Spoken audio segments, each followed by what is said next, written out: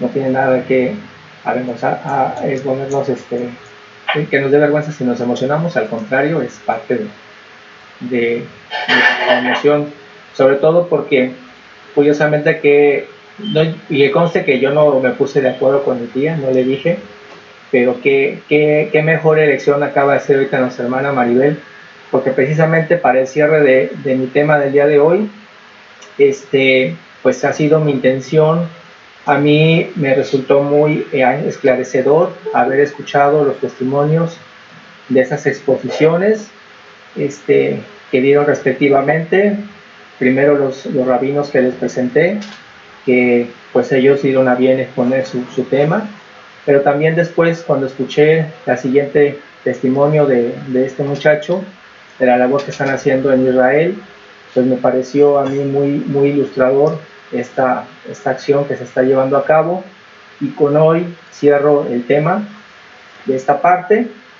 Y pues la verdad, como decía a mis hermanos, pues cierro con buenas noticias, y qué mejor que precisamente, como dice el himno que acaba de elegir nuestra hermana Maribel, pues estamos hablando del Rey, ¿sí? Y esa es la buena noticia con la que cierro, ¿no? Y pues mi intención es que, pues a nosotros, al conocer también sobre pues estas cuestiones, al empezar a leer también estos evangelios, pude tener esta visión de lo que también desde la época del mismo Pablo vivía, ¿no? Y que era lo que él intentaba, ¿no?, en dar a conocer con los hermanos de la época, ¿no? Entonces, me dicen que ya se ve la presentación. ¿Sí se ve? Sí. Ok. Sí, sí se ve. Voy a silenciar algunos micrófonos porque se está metiendo un audio. Bueno, de todos modos ya saben que si gustan hacer alguna pregunta o observación la pueden hacer por chat, o me la hacen abriendo el micrófono y lanzando la pregunta.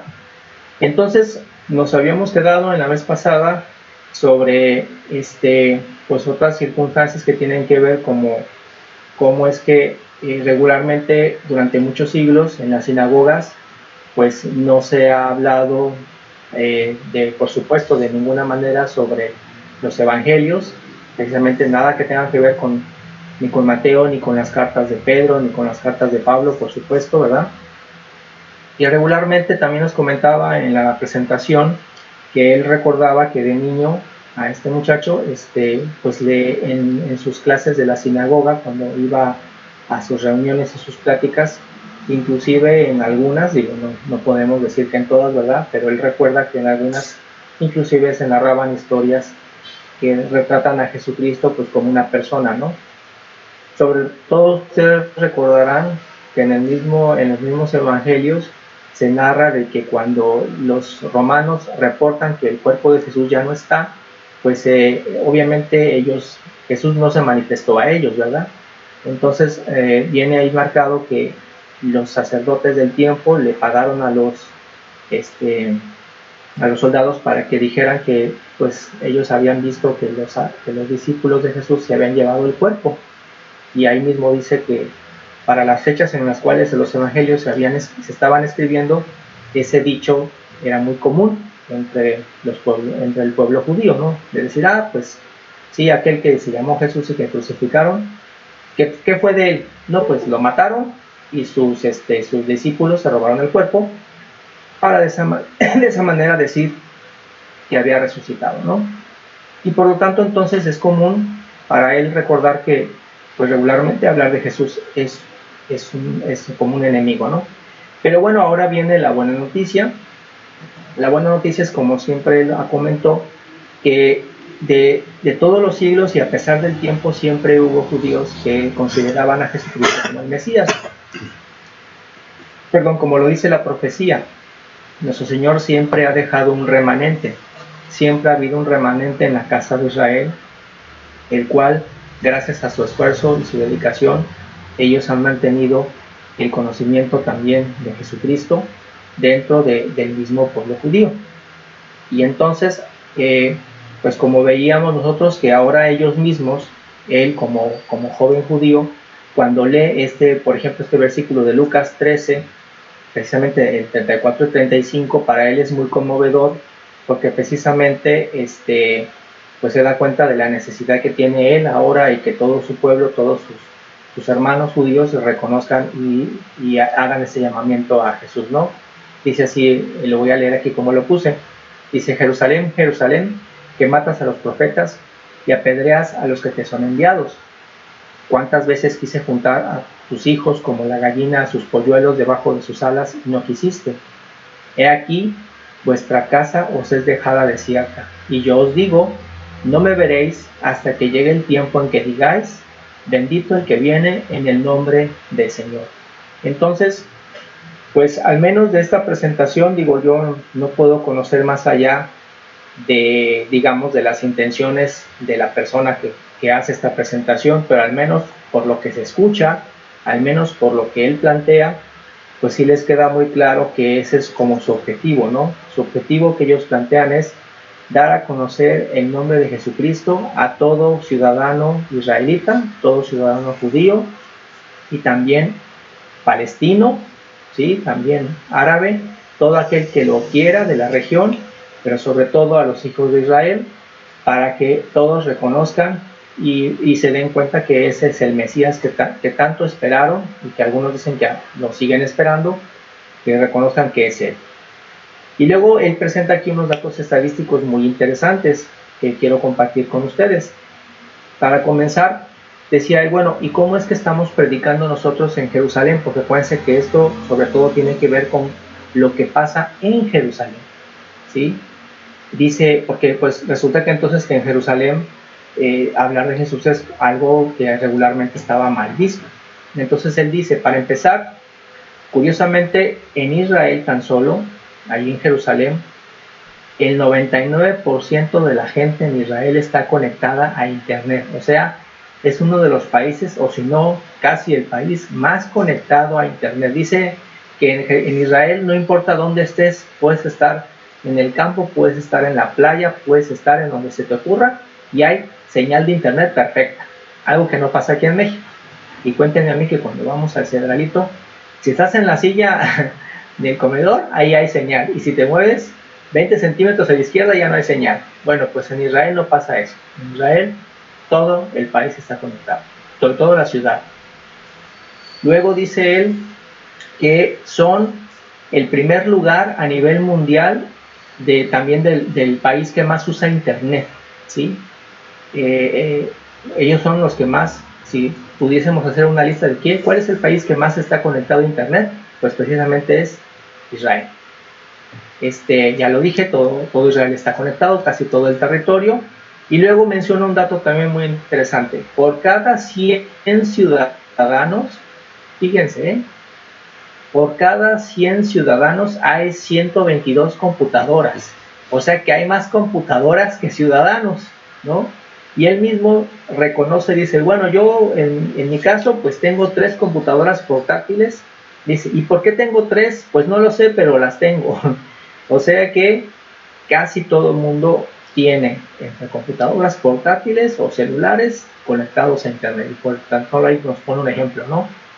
Por lo tanto, bueno, otro dato, también ellos ocupan a nivel mundial el primer lugar de estar conectados a las redes sociales, el social media, por eso puse SM. Las redes sociales son el país, ellos que más están pasando tiempo en las redes sociales, y sobre todo de las redes la más popular para ellos es YouTube. Digamos que casi no son así de estar viendo televisión por cable, sino realmente pasan mucho tiempo viendo cosas en YouTube. Entonces, ¿qué fue lo que hicieron este grupo en particular que él representa? Pues precisamente vertir el contenido de los evangelios y de los testimonios de las personas judías y árabes que se están convirtiendo al conocimiento de Jesús en el internet. Entonces por eso dice que se están saltando el veto de las sinagogas, porque pues en la mayoría de las sinagogas no se habla de Jesús, no se permite hablar de él, ni siquiera se permite darse la oportunidad de estudiar los evangelios. Entonces, ¿qué hacen ellos? Bueno, todos los judíos que se han interesado en conocer sobre Jesús lo están haciendo a través de internet, y eso es algo bueno porque entonces lo pueden hacer a la hora que quieran, en el lugar que quieran, y sin tener la amenaza de que alguien los vete o les niegue el conocimiento. Y algo que me gustó mucho que él menciona, si se dan cuenta aquí hasta lo puse de otro color, puse aquí, dice, presentan al Jesús judío, no al del cine. Y no sé, cuando él empezó a explicar esa parte, yo honestamente me sentí muy identificado con ellos en la forma en que nuestros hermanos en esta congregación nos han enseñado de Jesús durante muchos años. Hagan de cuenta que estaba escuchando la forma en que nos lo enseñaron. ¿Por qué puse no al Jesús del cine? A ver si alguien me quiere decir, ¿cómo es el Jesús del cine? Pues es alguien de piel blanca, es alguien atractiva. No sé qué más se me ocurre, pero fue lo primero que se me vino a la mente cuando preguntas. Muy bien, gracias Gaby. ¿Alguien más que quiera compartir? ¿Cómo es el Jesús del cine? Pues un hombre sacrificado, ¿no?, por los judíos, y pues en una cruz, ¿no?, permanentemente. Ándale, muy bien. También él hace esa expresión, dice, nosotros no predicamos al Jesús católico. ¿Cómo es el Jesús católico? Pues representado en una cruz, en este caso sufriendo, ¿no?, permanentemente, ¿no? Sí. Es el niño Dios. También, por ejemplo, ¿no?, él dice, nosotros hablamos de un Jesús que murió y resucitó y que está vivo y que está al lado de la diestra del Padre y que está ahí y que intercede por todos nosotros. Y obviamente no es un Jesús de piel clara, o sea, el color de la piel es lo de menos, tampoco que si era guapo o no guapo. O sea, me gusta mucho esta expresión que él hace, porque aquí precisamente también nosotros hemos aprendido a quitarle las etiquetas a Jesús. Es muy claro en las profecías que dice que era un hombre que a simple vista podía parecer un hombre común, no tenía ningún rasgo representativo, porque los que lo tuvieron, la Biblia lo declara muy, muy detalladamente. Por ejemplo, el rey David, el rey Saúl, por ejemplo, el aspecto de Juan el Bautista. Y con Jesús es muy claro que no tenía ninguna característica. Tan es así que precisamente cuando los soldados van y se lo quieren llevar, ¿qué tuvo que hacer Judas Iscariote? Besarlo para que se distinguiera. Les dijo, a quien yo besare, ese es. Quiere decir que mientras Jesús no hablaba, porque obviamente cuando se ponía a hablar, pues ya se daba cuenta que él era el maestro, ¿verdad?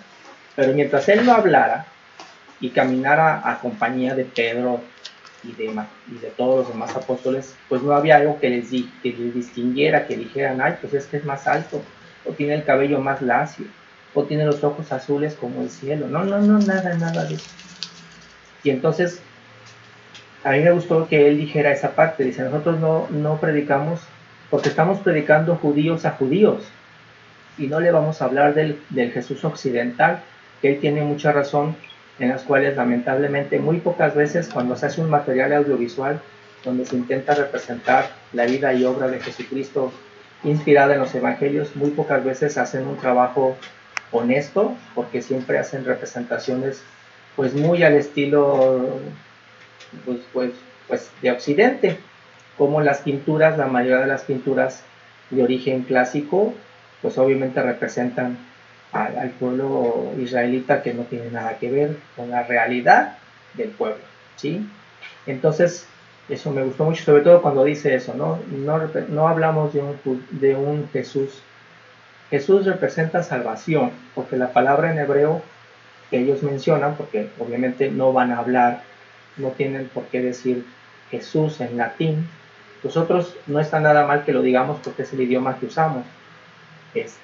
Y de todos modos sabemos que nuestro Señor Jesucristo, nuestro Padre Celestial, sabe que nos dirigimos a Él.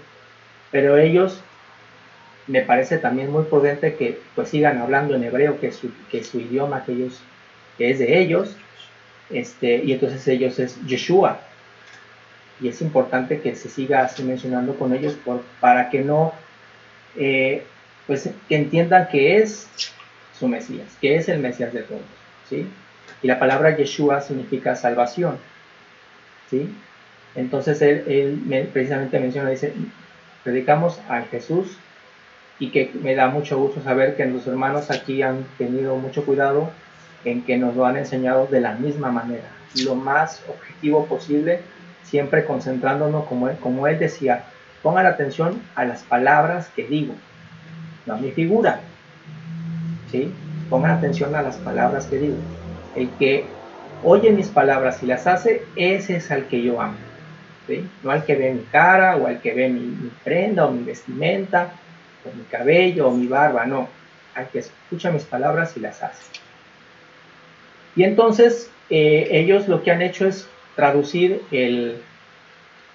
todo el Nuevo Testamento, sí, efectivamente, en hebreo, y ponerlo gratis para que le llegue a todo aquel que está conectado a internet, y le llegue como pueda, por radio. Hacen programas de radio donde hacen comentarios sobre los evangelios para que los conozcan, porque eso es lo importante. ¿Cómo van a conocer lo que se habla acerca de Jesús? Y graban testimonios. Ahorita en este cierre de este tema no me va a ser posible presentarlo porque tengo que hacer una traducción. Me gustaría que cuando lo lleguen a ver yo se los ponga subtitulado al español, pero me va a llevar algo de un ratito hacerlo, porque me gustaría que escuchen sus voces, me gustaría que escuchen la voz de la persona. No es igual si se los narro yo a que si ustedes escuchan a la persona, al judío hablando en hebreo y expresando la idea, para que vean cómo se sorprenden algunos.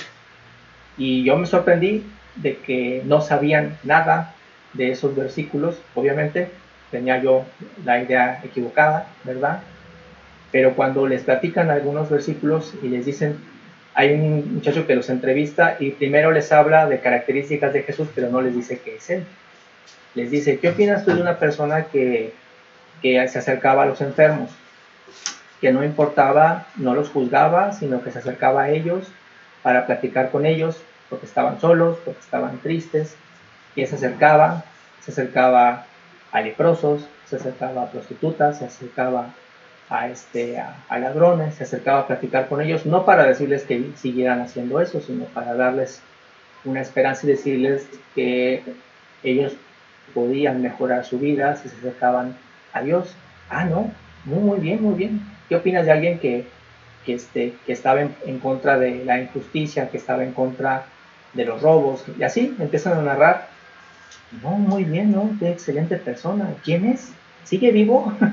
Hay una señora que dice, ¿quién es? Lo quiero conocer. ¿Está vivo? ¿Dónde vive? Y entonces pues ya le dicen, bueno, es que de él quien te hablamos está escrito en unos libros y pues se llama Yeshua, o sea, el que los gentiles llaman Jesús. Y entonces ya se quedan así todos sorprendidos, ¿no? Pero se los presentaría después. Y ellos en un análisis que explican precisamente a ellos mismos, cuando platican con sus hermanos judíos, hablan de la época de Jesucristo y ellos mencionan un tema interesante cuando dice, en la época de Jesús los líderes religiosos eran políticos y los políticos eran religiosos, y esta fusión de estas dos cosas se hizo tóxica, ¿sí? Y se sometían a las gentes a su autoridad para buscar financiamiento o pidiéndoles que hubiera obediencia hacia ellos. Y eso, mis hermanos, es lo que regularmente siempre ha hecho las religiones a nivel mundial, cuando se fusionan con la política y la política con la religión y se hace una mezcla horrorosa, porque como Jesús bien claramente le dijo una vez a alguien, cuando le mostraron la moneda y le dijeron, es bueno dar tributo, es bueno pagar los impuestos. Y entonces Jesús agarró la moneda y le dijo, ¿qué es esto? ¿Quién está en la moneda? Y le dijeron, pues es el César. Y claramente él dijo, dale al César lo que es del César y dale a Dios lo que es de Dios. Entonces, nosotros aquí cuando nos organizamos, cuando decidimos la forma en que queremos implementar nuestras leyes, ¿sí? Eso es un ejercicio de inteligencia que corresponde a nosotros y solo a nosotros. Y obviamente, yo creo en lo particular que en la medida que la persona está fundamentada en valores espirituales, como resultado de él, el actuar político sería precisamente, pues como diría yo, a la altura, porque precisamente la política, a ver, aquí tenemos voy a abusar de la confianza a nuestra hermana Mercedes. Hermana Mercedes, defínenos el significado de la palabra política. ¿Qué significa qué, perdón? Política, la palabra política. Pues es bueno, si mal no recuerdo, no, pues es como pues la forma no ideológica que tienen, no de pensar, no, en este caso los que gobiernan, sí, eso vendría a ser una política. No recuerdo ahorita bien la terminología griega, ¿no? Pero si alguien la tiene me puede ayudar con eso, pues muy agradecida. Pero sí, evidentemente no es la política, es las líneas, ¿verdad? O la ideología, proyectos, ¿no? que pretende desarrollar alguien que está, ¿no? en el gobierno, ¿sí? Gracias. A ver, aquí nuestro hermano Pablo tiene la mano. A ver, la hermana Maribel. A ver. Ciencia que trata del gobierno y la organización de las sociedades humanas, especialmente de los estados.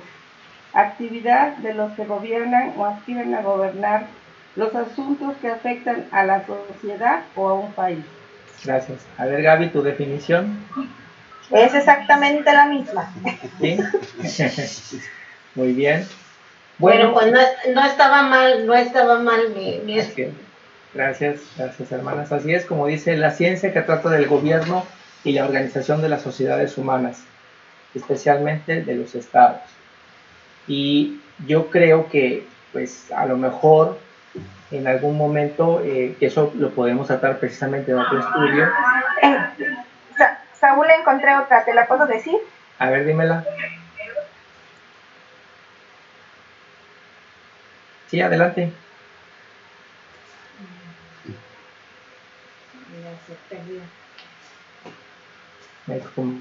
Como que se salió fuera del sistema. Sí. Bueno, ahorita que regrese Gaby, que me lo diga. Pero, repito, posiblemente... Sí, aquí estoy, ¿no me escuchaste, Saúl?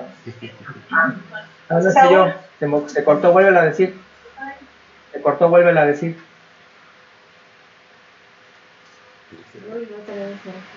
Ahí como que... humana. Es tiempo.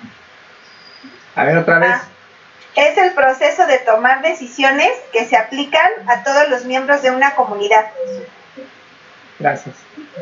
Gracias, hermana. Y yo creo que esto podría ser tema en algún momento de otro estudio, porque precisamente cuando nosotros vemos el proceso de la fundación del pueblo de Israel, obviamente hay un punto en donde pues sí pareciera que están funcionadas ambas cosas, porque precisamente lo que hace Moisés cuando establece el Consejo de los Ancianos, allá cuando estaban haciendo la migración hacia la tierra prometida, pues es este principio en el cual precisamente nuestro Padre Celestial le da su consejo a Moisés, Moisés a su parte establece y educa a los ancianos, y los ancianos son los que tratan los temas de los que, digamos, habrían que ser los jueces hacia todo el pueblo, ¿no? Y entonces aquí sí vemos una estrecha relación entre nuestro Padre Celestial y los jueces. Pero repito, eso podemos llevarlo en otro estudio, porque honestamente sí se puede analizar y ver que hay un principio primordial. Saúl, si me permites un comentario, sí está conectado. De hecho, nosotros pareceríamos que lo viéramos que no, porque México pues no lo está, pero Estados Unidos tiene en su ejército y en su organización líderes religiosos de que prácticamente todas las religiones que practican, en el ejército, en las fuerzas, de hecho Colombia, Argentina, a mí me tocó convivir con ellos y pues en la escuela naval iban a misa, hacían ceremonias religiosas, no se diga de Israel, y aunque otros países no son cristianos o son de otras religiones, también lo están, Japón, etcétera, ¿no? Entonces realmente pues nos quedamos mirando nada más en nuestro pequeño entorno y pensamos que todo es igual, pero en realidad la religión está muy, pero muy ligada a la política, prácticamente en todo el mundo. Gracias. Así es, y entonces, pero vemos que existe... Bueno, a ver, nada más si me permites, constitucionalmente no, ¿sí? Constitucionalmente no, que quizás, ¿verdad? En la práctica, ¿no? En el modo como operan, ¿no? Las instituciones, pues tengan, ¿no? Esa tendencia, ¿no? Tan solo ahorita acabamos de ver, ¿no? A la esposa del presidente que comparece, ¿no? Ante el Papa, ¿no? Entonces, por las cuestiones que hayan sido, ¿no? Pero van y le reconocen, ¿verdad? En razón, ¿no? De su mandato, ¿no? Que tiene él ahí en lo que es pues sí, ¿no? ¿Cómo le llaman? Ya como no utilizamos esos conceptos, ¿no? De la Iglesia Católica, ¿cómo le llaman ahí a donde está el Papa? Ya se me olvidó. Pero bueno, pues, Vaticano, sí. ¿No? Vaticano, exacto. Gracias. Sí, bueno, pero les digo, sería muy interesante, de hecho, me parece prudente en algún momento llevar un estudio acerca de esto, porque indudablemente el origen o el modelo de la fundación del pueblo de Israel tiene precisamente esta fusión entre lo que son la actividad de nuestro Padre Celestial, pasando y creando este consejo de personas encabezadas por Moisés y después por los ancianos y los que vendrían a ser eventualmente los jueces, ¿no? Pero es interesante entender cómo hay un principio en el cual nuestro Padre Celestial pone una línea rectora para que precisamente eso no se venga a distorsionar, que es en parte lo que aquí ellos exclaman o comentan, que entonces había en el tiempo de Jesucristo esta manipulación que se da, y entonces si tú no estabas de acuerdo con un bando, entonces te echabas en enemigos al siguiente, y entonces entre todas las leyes parecías que estabas enredados.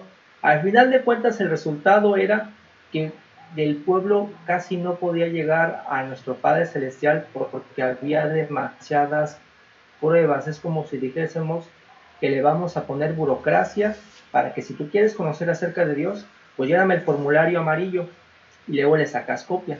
Luego me traes tu cartilla de vacunación, pero también quiero que me traigas el acta de nacimiento. Pero luego no olvides que me traigas una huella por duplicado. O sea, si se dan cuenta, en qué momento, en algunos puntos en la historia, cuando las personas, digamos que somos comunes, queremos llegar hacia el conocimiento, hay trabas para que no puedas llegar. Y eso es algo que nuestro Señor Dios nunca le ha dicho al hombre, que le impida al hombre conocer, sobre todo si tienes una curiosidad honesta y tú eres el que estás preguntando. Por ejemplo, cuando en algún momento decía, no, pues es que decía aquí mi abuela Meche que en sus orígenes ella de jovencita y de niña, que le llevaban a la iglesia y los padres recitaban la misa en latín. Y pues de qué sirve que si las digas en latín si nadie le entiende. Como si yo les dijera, bueno, pues a partir de ahorita les voy a empezar a hablar el hebreo a todos ustedes. ¿Para qué les hablo en hebreo si nadie me va a entender? O sea, ¿dónde están? ¿Por qué es la intención de ponerle como que trabas al asunto, como decimos vulgarmente, como si fuera importante para Dios decirles, aumentale el burocrático, sí, hazlo burocrático para que nadie me entienda? Entonces, Comenta él, continúa en Isaías 53, que también ya lo habíamos leído en la parte pasada, porque entonces ellos, me quedó claro que cuando explican y le presentan este versículo en particular a sus hermanos y les hacen referencia de que aquí está hablando de Yeshua, que aquí está hablando de Jesús, y precisamente para ellos resulta muy ilustrativo. ¿Se acuerdan que había uno de los primeros rabinos que nos explicaba que, de acuerdo a su opinión, en este versículo de Isaías realmente estaba hablando del sufrimiento del pueblo de Israel, no del Mesías? Sin embargo, bueno, no es nada más es la única parte, hay más partes donde se habla esta profecía, y bueno, ellos siguen insistiendo en que la persona lea este versículo de Isaías y reconozca que se está hablando más bien del Mesías, y sobre todo que también en otros testimonios, bueno, me baso de acuerdo a lo que comentan, algunas veces de preferencia este capítulo de Isaías casi nunca lo leen, ¿sí? Es como que mejor no lo lean, no lo quitan, porque ellos no son de quitar cosas de lo que está escrito de lo que está escrito en la Torah, por supuesto, pero indudablemente en las sesiones diarias, en las sesiones semanales, nunca se menciona preferentemente este versículo, nunca se menciona, ¿sí?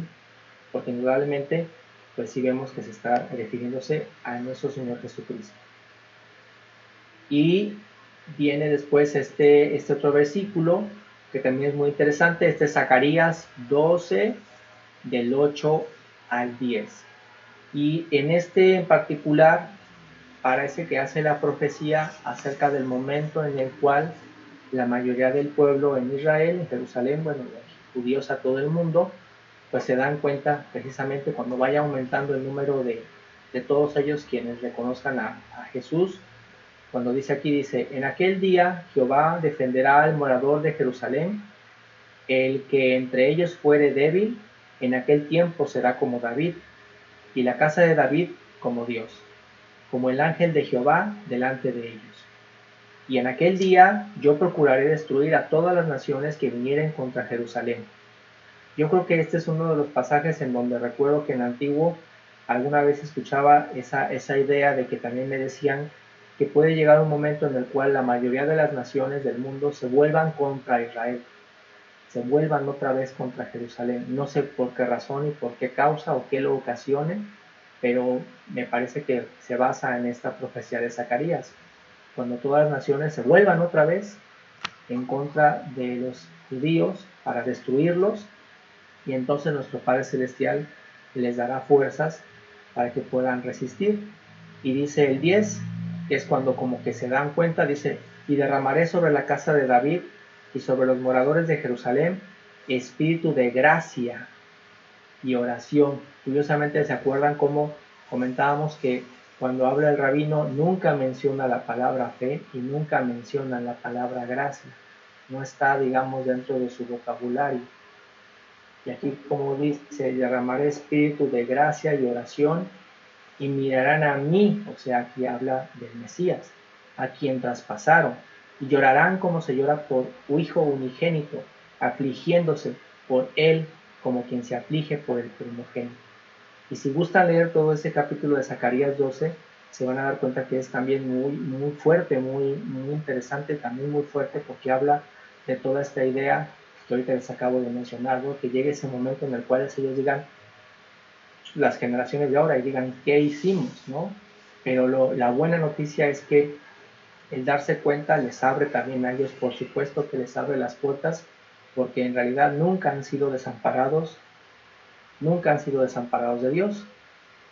Y entonces, bueno, no me acuerdo si hice bien el cálculo, 72 años después de la fundación del Estado de Israel, ya no son 30 personas las que creen en Jesucristo en Jerusalén, ahora hay 30,000 judíos creyentes en el Evangelio que viven ahí en Jerusalén. Y el número sigue creciendo. Obviamente él comenta que las situaciones a veces se vuelven complejas porque, pues como conocemos, hoy nuestra época, nuestras generaciones se caracterizan por tener también personas, hombres y mujeres, llamaríamos de pensamientos muy extremistas, que tienen esta idea de que si tú no piensas como yo pienso, entonces debes morir. Y eso pues es algo que causa pues muchos problemas. Y él junto con el grupo al que representa, reconoce que algunas veces han recibido amenazas de muerte por parte de algunos rabinos de extrema derecha, que precisamente pues no les gusta lo que están haciendo, porque pues en parte de hacer esto pues es retar la autoridad rabínica, que es como si de repente pues nosotros, desde que hemos conocido los evangelios, nosotros aquí en el grupo, pues nosotros quienes estamos aquí a cargo nunca nos hemos representado como autoridad ante ustedes. Nosotros somos parte de ustedes, todos somos juntos una sola familia. Nosotros nos encargamos de la administración, de preparar los temas, pero a nivel personal somos iguales. Pero pues a nivel de otros lugares es como si dijésemos que de repente pues las mismas personas empiezan a contradecir lo que dice el Papa de Roma, pues es como que es escandaloso, ¿no? Pero ellos al estar haciendo esto pues no es con el afán de molestar al rabino, sino es más bien reconocen que la oportunidad de hablar de Mesías es una oportunidad que es gratuita de todos. Y bueno, yo solamente mi afán de preparar esta información me parece que es una muy buena noticia.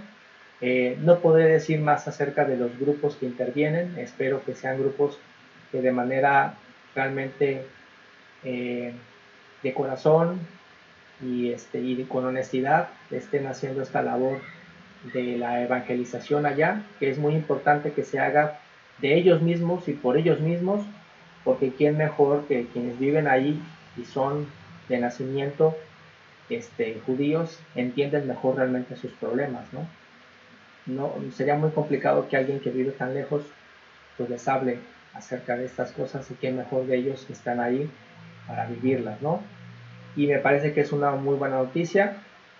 Por eso me animé a preparar ese tema para todos ustedes, y yo creo que sería prudente pues también agregar, yo creo que lo hacen, yo creo que nunca lo hemos dejado hacer, pero por supuesto agregar en nuestras oraciones a todas las naciones, y por supuesto en particular al pueblo judío, a aquellos que viven en Jerusalén, que es una ciudad llena de muchos retos, porque ellos que viven ahí hacen esta labor, y que pues Dios les dé fuerzas, ánimo, buena voluntad para que no lo dejen de hacer, y cada año que pase, pues podamos después decir que cada vez hay más y más y más, no nada más judíos, porque también están entrando musulmanes, también hay musulmanes que les está gustando escuchar acerca del Mesías, y reconocer de libre voluntad que es el Salvador de todo el mundo, y que compartimos esa misma bendición, gentiles y ellos, ¿no?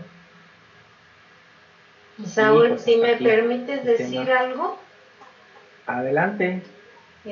Mira, alguien expresó ahí en el WhatsApp ahí de la iglesia que como que alguien había visto, ¿no?, el tema, ¿no?, del estudio, y que como que le parecía, ¿no?, que no era edificante. Entonces, hay una cuestión y yo, bueno, esta iglesia siempre ha estado abierta, ¿no?, a los comentarios, y todos en cualquier momento somos libres, ¿no?, de externar la forma, ¿no?, como pensamos, y esta es la cualidad, ¿no?, de esta iglesia. Y yo sí contestaría, ¿verdad?, como dice aquí en las Sagradas Escrituras, dice en Primera de Pedro 3:15, dice: antes santifiquen al Cristo como Señor en su corazón, siempre listos para hacer una defensa ante todo aquel que les exija razón de la esperanza que hay en ustedes, pero haciéndolo junto con un genio apacible y profundo respeto. Entonces yo creo que ahí está la respuesta, ¿no?, a esta persona, decir, esto es edificante o no. Vamos, ¿cómo no tener nosotros aquí, como dice acertadamente? Dice, siempre listos para hacer una defensa ante todo aquel que les exija razón de la esperanza. Y este estudio, evidentemente, yo creo que para los que tenemos mucho tiempo en el Evangelio, pues claro que nos edifica y que nos muestra, ¿verdad?, cuál es la defensa de nuestra fe, de nuestra esperanza, ¿sí? Ok, gracias. Sí, yo que más bien me refería yo, por ejemplo, igual que, bueno, una persona expresa su opinión, pues hasta ahí está bien que lo diga, ya cuando más bien te pregunta y te dice, bueno, ¿y tú por qué crees en esto? ¿Por qué crees al revés, no? Tú dices, ¿a qué es azul? Y yo digo que es amarillo.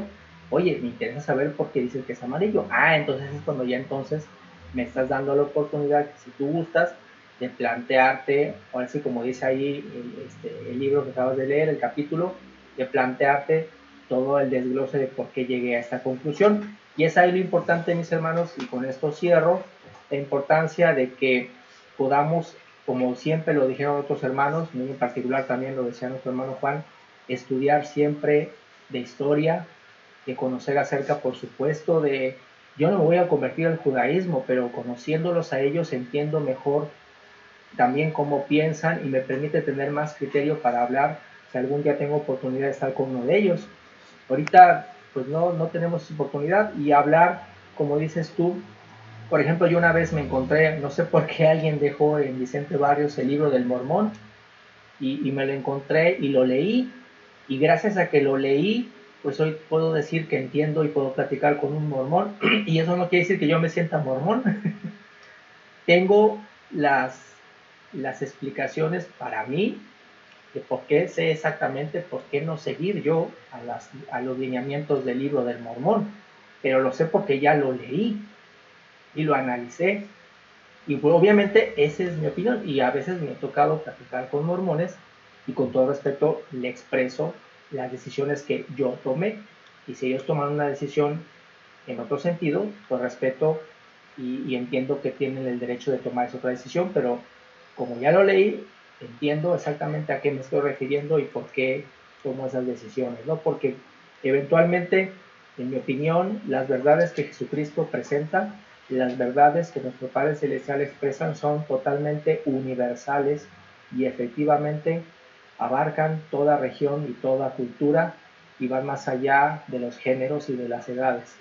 Pero eso creo yo que es, obviamente, también mi opinión, y eso es algo que creo que cada quien debe ver si lo descubre, precisamente estudiándolo, pero también dándose oportunidad de abrir los ojos a conocer de todo para que uno fundamente mejor lo que uno sabe, ¿no? Entre uno más conozca, también uno entiende mejor a todas las culturas, para, pues lo que nosotros no queremos es los prejuicios. Los prejuicios no van de la mano con nuestro Padre Celestial. Él nunca ha sido prejuicioso y mucho menos Jesucristo, que es de quien aprendemos, ¿no? El prejuicio, el odio, el miedo, el chisme, la mentira, no concuerdan con un buen cristiano. Como dice, la hora viene y la hora es cuando los verdaderos adoradores adorarán al Padre en espíritu y en verdad. Y obviamente es, creo, una labor sensata de cada uno de nosotros y como han mencionado nuestros hermanos, nuestro hermano Jaime, nuestro hermano Ricardo, nuestro hermano Pablo Hijo y Pablo Padre, una responsabilidad de cada uno de nosotros, siempre hacer nuestra labor de aprender, de conocer, para tener una mejor palabra para compartir a otros. Y bueno, con esto concluyo, mis hermanos, que Dios les bendiga y les guarde y que también les dé muchas bendiciones a todos nuestros hermanos los judíos que están en todo el mundo, a aquellos que ya conocen a Jesucristo y que se unen con nosotros